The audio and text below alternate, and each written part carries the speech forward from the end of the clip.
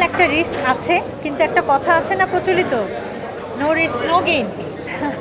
সেটাই, হ্যাঁ হ্যাঁ, সেটাই। তো আমি রিস্ক নিতে চেয়েছি। আমি কিন্তু সারা জীবনই, অনেকে আপনারা আমাকে ব্যক্তিগতভাবে চেনেন, অনেকে একদম নতুন যারা আমার সম্পর্কে জানেন না, আমি সারা জীবনই খুবই রিস্ক নেওয়া একজন সাহসী মানুষ। এটা আমার কাছের মানুষজন সবাই জানে। আমি সহজ রাস্তা কখনোই বেছে নেইনি, সহজ কাজ আমি কখনোই করিনি। তবে হ্যাঁ, আমার সঙ্গে আমার সৃষ্টিকর্তা সবসময় ছিল, আমার পরিবার ছিল। আমি কিছুটা ব্লেসড, আমি কিছুটা লাকি। আমি সবসময় খুব কম কাজ করেছি, কিন্তু কেমনভাবে যেন আমার কাজগুলো খুব আলোচনায় এসছে। আমার চলচ্চিত্র মাত্র 3টি।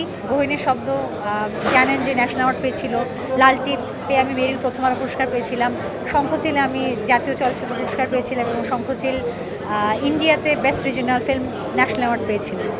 আমি খুবই ভাগ্যবান। আমি অনেক পপুলার টিভিসি করেছি।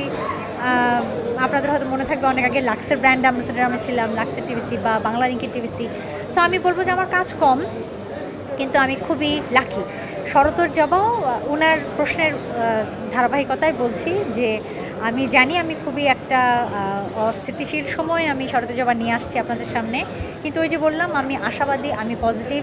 এবং যেহেতু কোনো কাজ থেমে নেই দেশের, প্রত্যেকটা প্রফেশনে নিজ নিজ জায়গা থেকে যারা কাজ করে সবাই অ্যাক্টিভ, সবাই কাজ করছে। এই জন্যে রাস্তায় এত ট্রাফিক। কিন্তু শুধু আমাদের ইন্ডাস্ট্রি বন্ধ আছে বলবো না, অল্প পরিসরে কাজ হচ্ছে। সুতরাং আমিও চাই পজিটিভ হয়ে যে আপনাদের সহযোগিতায়, আমার ভক্তদের ভালোবাসায় শরতের জবা আসুক, থিয়েটারে যাক, আপনারা সবাই দেখতে যান, এই আশায়, এই কামনায় আমি করছি।